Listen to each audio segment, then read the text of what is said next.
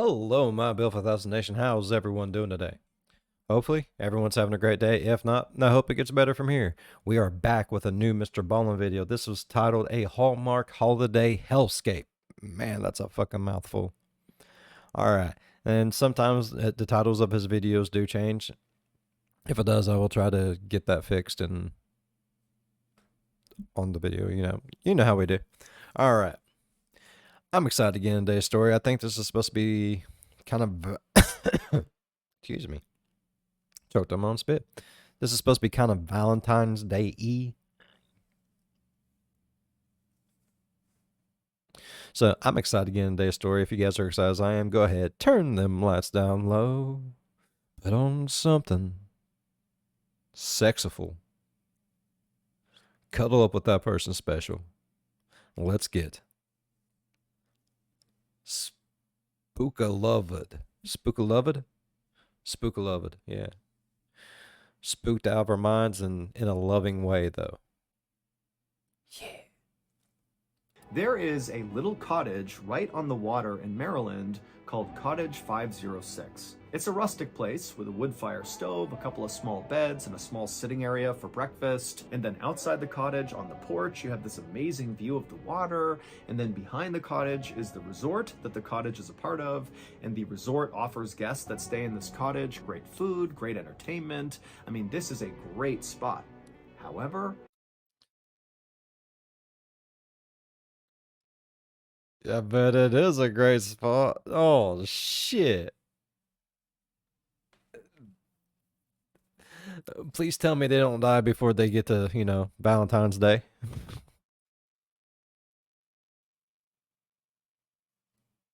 Cottage 506 has a dark secret, and it's the reason I and many other people will never be staying there. But before we learn about Cottage 506, if you're a fan of the strange, dark, and mysterious delivered in story format, then you've come to the right place because that's all we do, and we upload once a week. So if that's of interest to you, please offer to house sit for the like button while they're away for the weekend, but instead of looking after their property, just spend the entire weekend downloading viruses to the like button's computer. Also, please subscribe to our channel and turn on all notifications. I thought he was just gonna say and just spend the whole weekend like downloading random porn videos. I don't know why. I thought that's where we was going with it. So you don't miss any of our weekly uploads. Okay, let's get into today's story. Oh, fuck. We have way too much fun with the like button. It's a lot better than sticking a stapler in Jello. Murder, mystery, A little murder. afternoon on Valentine's Day 1998, a married couple named Steve and Kim Rico held hands as they walked towards their car. They had just dropped their 8-year-old daughter The names sound familiar. Have we heard this before? off at a neighbor's house in the suburban neighborhood in Maryland where they lived, and now Steve and Kim had the whole weekend to themselves, and they were really excited about it because they had this big trip planned. Now, admittedly, Kim had no idea what they were actually going to be doing because Steve was the one who planned it, and he was obviously being very secretive about the details. He wanted this to be a surprise. And so for He is gonna get him some. Men always try really hard when we're trying to get us some. weeks leading up to this weekend, Kim would see Steve on the phone all the time, presumably planning whatever it is they were going to be doing, but he wouldn't let Kim hear what he was saying on the phone. He would kind of muffle his voice, or he'd hang up before she could come over and hear him. And then also after these secretive phone calls, Kim would often see Steve writing all these notes down in his journal, presumably about whatever it was he was planning. The only details Steve shared with Kim about this trip was, make sure you wear something nice. When the couple reached their car, Steve hopped in the driver's seat and Kim hopped in the passenger seat, and immediately, right after Steve had fired up the car, Kim turned to him and said, "Are you gonna tell me? You gonna tell me where we're going?" But Steve just grinned and said, "Nope, it's a surprise." Kim gave a theatrical sigh and sat back and feigned frustration, But inside, the way she was really feeling was just excited. This was so cool Hell that yeah. Steve had put so much effort into whatever it is they were going to do. But also, Kim was seeing her husband was really making a big effort to make her happy. And this was kind of new. Oh, they're gonna fucking suffer the whole time. Yeah, this is so sweet. I'm going to throw up. That means it's gonna get fucked. Let's just stop here. They went on vacation. They lived happily ever after. They had billions of kids, and yep, that's it. So, if you all enjoyed today's video, go ahead. Shit.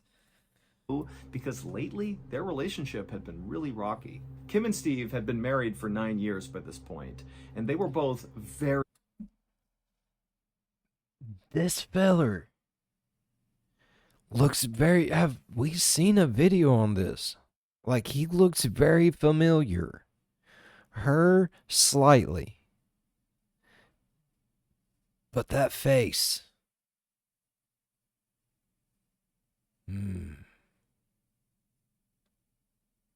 What'd you do?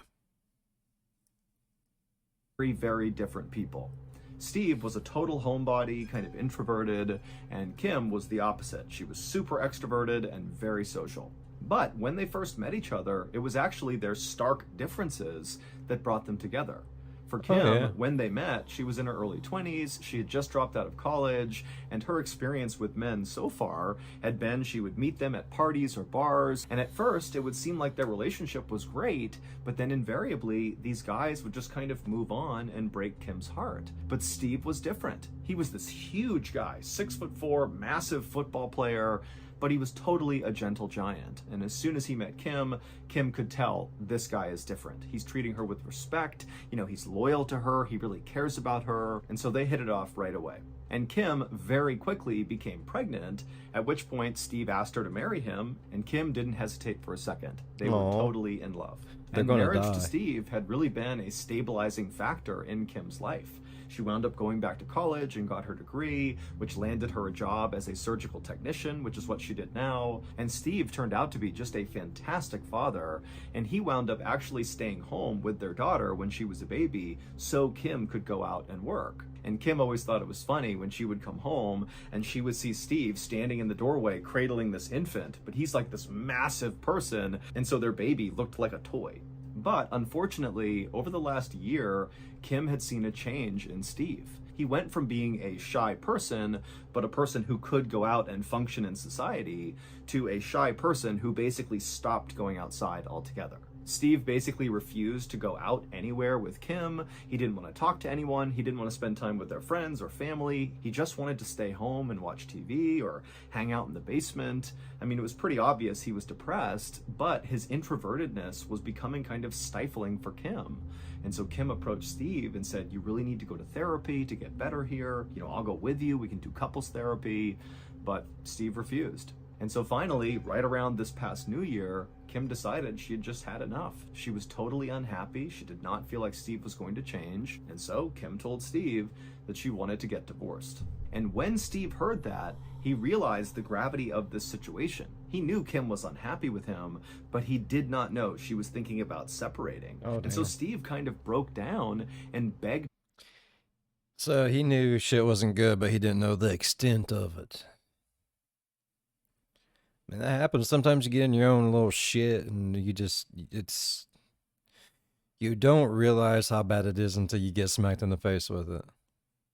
Sorry, but a lot of us men are like that. That we're I don't want to say we're stupid, but we're not the brightest bunch in the world. Kim to give him another chance. You know, let him prove to her that he will change, that he wants this marriage to work. And Kim said, okay. And so that was how Steve wound up planning this very secret getaway on Valentine's Day. This trip was supposed to be the start of their new and improved marriage, and so Kim was really excited and optimistic about the future.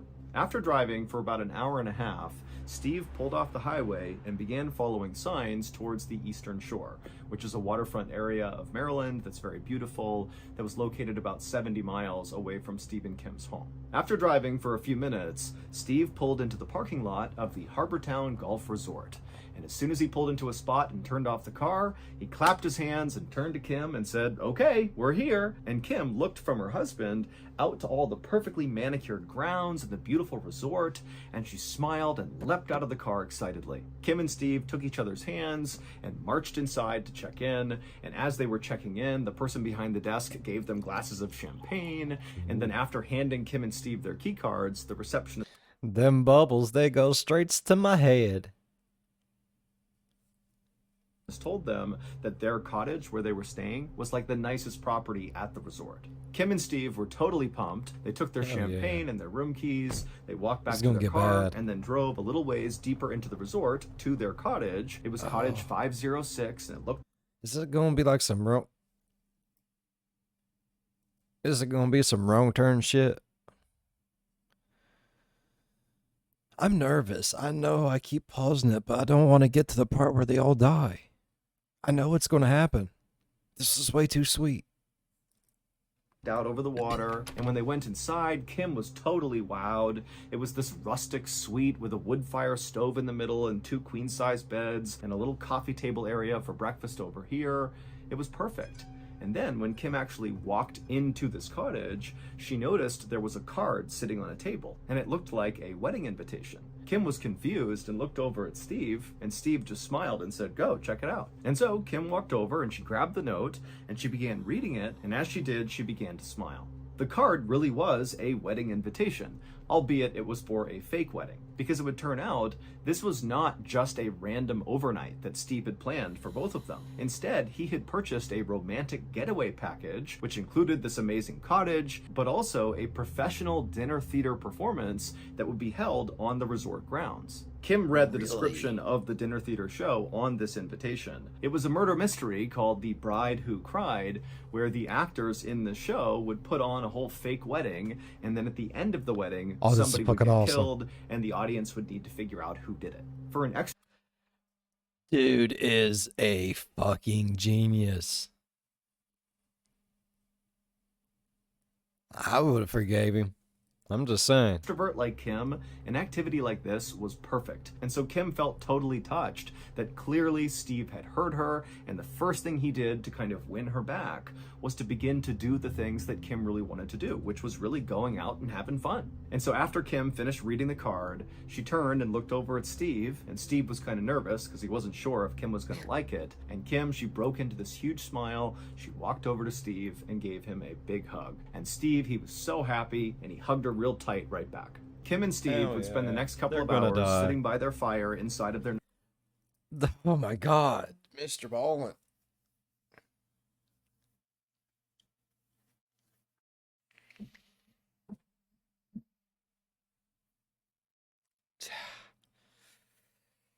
That's right. I just ripped my face off and threw it away. I'm getting really antsy. I know there's bad, and it is killing my brain that it ain't happened yet.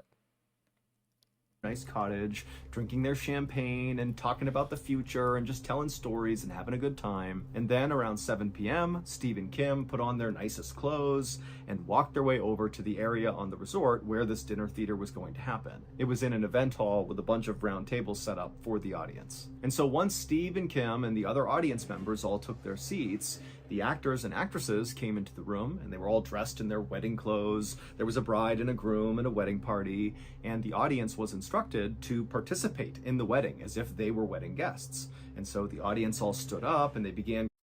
All right off the bat, I need a half a gallon of fucking your hardest liquor. It's got to get chugged. I need a couple lampshades. Someone's got to hold my pants. You want an actual wedding? I got you, homie. I'm going to be the drunk dude up on the table going, Bro, it's your whole life. One woman. What's wrong with you?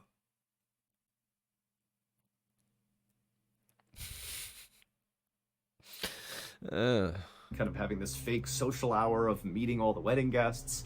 And then Steve, Kim, and the audience members all took their seats and they got ready to watch the drama unfold. And Kim, pretty much immediately, was totally absorbed in this performance. She was so enthusiastic, talking to the actors and talking to the other guests and really pretending like she was part of the wedding. I mean, she was having a blast. The play itself was about a groom who was in the mafia who was forcing his bride to marry him by threatening her family. The climax came when the groom stood up and gave a toast with his champagne. He took a sip and then fell down dead. Kim watched all of this with delight, but she kept looking over at Steve, hoping he too would be smiling and having a good time. But each time she looked at him, he was just kind of stone-faced and looking straight ahead, like he just didn't care or he was totally disinterested. And then a couple of times when Kim leaned over and said, "Hey, honey, who do you think did it? Who do you think the killer is?" Steve basically just completely ignored her. It was like she wasn't there and the play wasn't there. He was just totally zoned out. Eventually, Kim and a few other very enthusiastic audience members figured out the killer in the play was the bride's mother, who poisoned the groom, and then after this discovery was made, the play was over. As everyone got up from their seats and began to leave, Kim couldn't help but feel really annoyed with Steve because he was just so silent and not invested in this play. And it's like, we came all the way here, why aren't you at least pretending to enjoy this? But Kim also thought, Steve put a ton of effort into this weekend. He's clearly trying. I'm not going to start a fight. I'm not going to bring it up. And so finally, Kim just said, baby steps, baby steps. It's really hard whenever someone gets in their own head and like you become introverted like that, and it's really hard to get back out there. It's not just, oh, let's go on a trip and I'm gonna be okay. It's a process. It takes time. Baby steps. To Steve, "Hey, why don't we go to the bar and get a couple of drinks, bring them back to our cottage and just hang out there for the night?" And when Steve heard this, he actually smiled and said, "Okay, great, let's do it." And by the time the couple got back to the front door of Cottage 506, they were holding hands again and laughing and telling stories, and they went inside and Steve put the beers down on the table, and then Kim said she was going to go in the bedroom and just quickly change into something more comfortable. And so Kim walked into the bedroom and shut the door, and Steve walked to the front door and turned the lock. Something more comfortable? Or literally something more comfortable? I need to know, MrBallen. Which comfort level are we at? Are we at comfortable? Or are we at comfortable?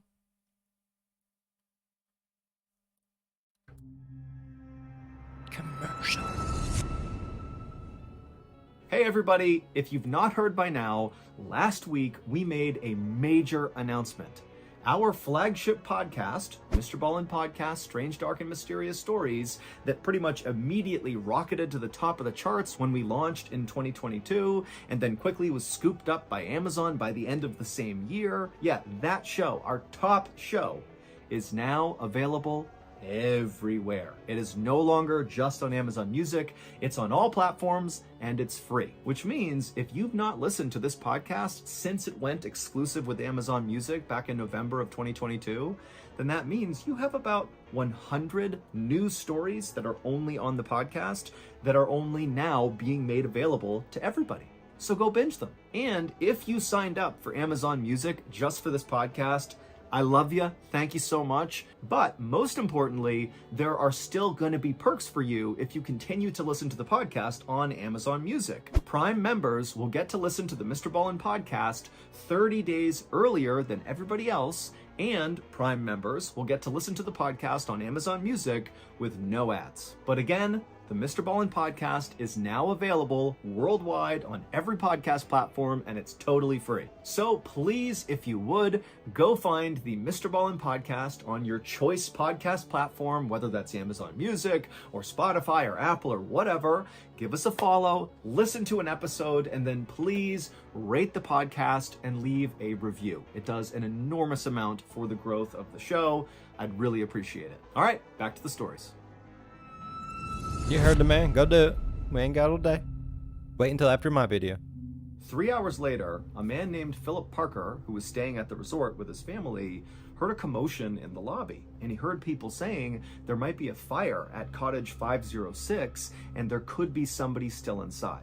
Philip immediately turned to his cousin who was with him, and the two of them bolted outside and just started running towards Cottage 506. And as soon as they got to a place where they could see the cottage from a distance, they could see black, oily smoke pouring out of the windows. When they got up to the burning cottage, Philip ran to the front door, but it was locked. He couldn't get inside. He screamed to see if anybody was in there, but there was no answer. And so Philip and the cousin ran around to the back of the cottage where there was a glass sliding door. And Philip, he tried the handle, but it was locked. At this point, the cousin said he was going to run back to the resort and get a fire extinguisher. And after the cousin ran off, Philip turned back towards the sliding glass door and realized it actually opened on both ends, and he had only checked one side and found that side to be locked, but on the other side, which he was now noticing, it was obviously unlocked because it was open just barely. And so Philip immediately opened it up and all the smoke began coming out, and so Philip dropped down to get a better look because down low the smoke had not fully settled.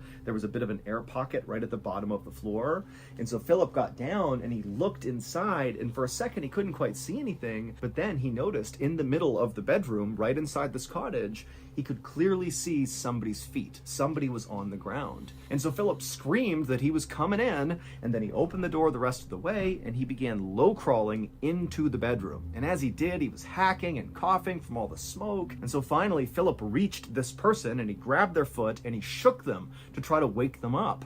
But they weren't moving. But the fire was getting bigger and stronger. The smoke was getting thicker. Philip was really starting to panic and was worried that he too would get trapped in here.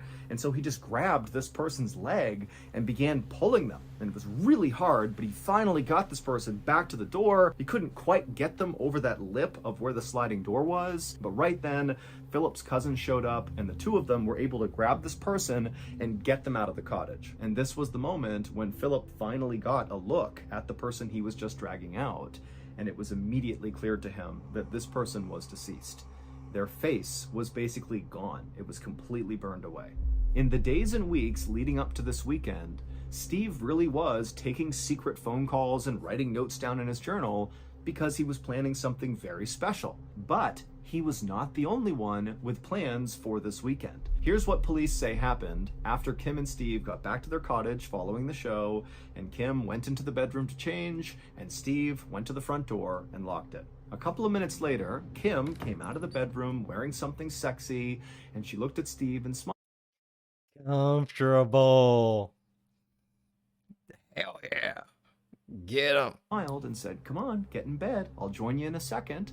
And so Steve's like, "Great, my plan is working. We're going to reconnect here." He climbed in bed and he laid down. And Kim, she walked over and got something out of her bag. And then she walked back over to the bed and she pulled out a syringe and she stabbed it into Steve before he could do anything. And she injected him with something called succinylcholine. Kim had access to this drug from her job as a surgical tech. Succinylcholine is used to relax people's muscles during surgery.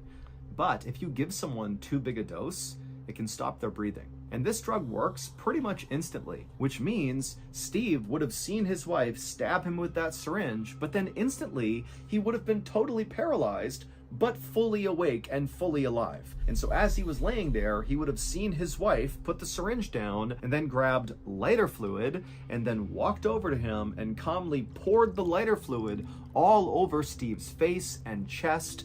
And then one of Steve's final images he likely saw before his lungs stopped working and he died was his wife striking a match and lighting him on fire. After lighting Steve on fire, Kim casually walked out the backsliding door. She shut it, leaving it open just a crack, and then she made her way to the resort lobby where she put on this big act about how her cottage was on fire and she thinks her husband was still inside. And Philip overheard Kim say that her husband might be inside the cottage, which is when he and his cousin jumped into action. They ran to the cottage and ultimately found Steve deceased inside of the cottage. Ultimately, Kim never intended to give Steve a second chance in their marriage. She was already having an affair with a much younger man who was in the Marines, and she was just done with Steve. And so as Steve began telling his friends and family how he was going to make a huge effort to save his marriage, Kim was going around to her friends and literally openly talking about how she wanted to murder her husband.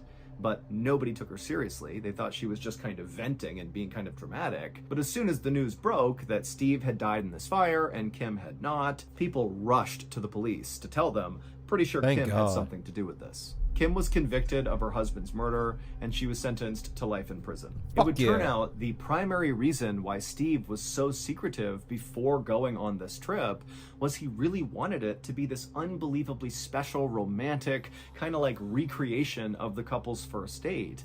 And so what he was doing is he was calling all of Kim's friends and family members and asking them questions about things Kim liked because he wanted to incorporate all of her interests in this trip. And then after these calls, when Steve was writing in his journal, that was not just writing down like logistics of the trip. He was also writing down how much he loved Kim and how excited he was for their future and what they would build together as a family. I mean, Steve really believed they were on a path to reconciliation. But of course, that just was not the case. Oh, look at the little fire heart. This past week, we dropped a brand new merch line to commemorate Valentine's Day 2024, and people are loving it. Our designers put together, in my opinion, one of the very best graphics we've ever put on any merchandise. And it's right here. So this is the hoodie. This is the back of the hoodie. I think that's just an amazing design. And then the front of the hoodie, it just says Valentine's Day. And the t-shirt has the same design setup as well. But the deal with this merch is it's only available to be purchased for a very short amount of time. And so you have now until Wednesday, February 21st, so just a couple of days from now, that is the last day you can pick up your official Valentine's Day 2024 merchandise. Get on, all you people. have to do is go to shopmrballen.com and you can buy your Valentine's Day merch, or you can also check out the Ballen Basics line, which is our, everyday merchandise we sell year round. So again, shopmrballen.com. Enjoy. So that's going to do it. If you enjoyed today's story, be sure to check out our podcast. Most definitely. I love today's story. Oh my God, it was so fucked up. She killed him? I thought he was going to kill her. The whole time, I thought this motherfucker was making a plan to, like, get rid of this motherfucker. Just, what the fuck kind of shit is this? And then the hooker got half naked. It was like, hey, baby, come on over, show me a good time. And then just murdered him with fire. That's not fair for no one.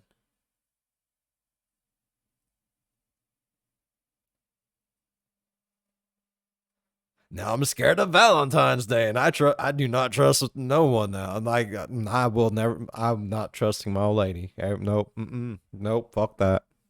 Nope. MrBallen, you have made me lose all trust in everything now.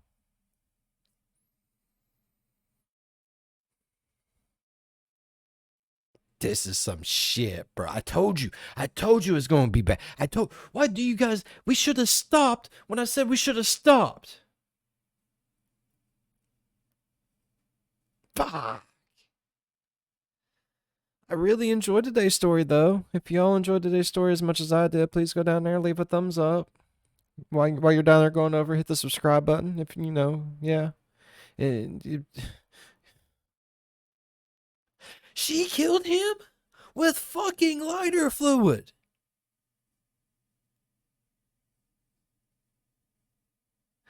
He seen it happening. He was alive. He wasn't asleep. He was just paralyzed. And, oh! They had a kid.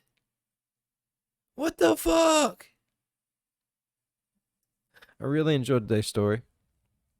If y'all enjoyed today's story as much as I did, please go down there and leave a thumbs up. While you're down there, going over, slap that subscribe button. Become part of the Built 5000 Nation. We do some crazy shit here, bro. And if you want to know when that crazy shit happens, ding that bell. It might work for you. Hell, it might come up, get half naked, and stab you. Burn you alive. You never fucking know.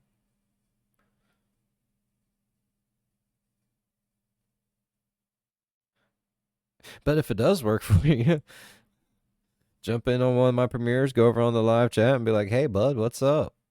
I got dinged. So good. Leave a like and dip. That's all you gotta do.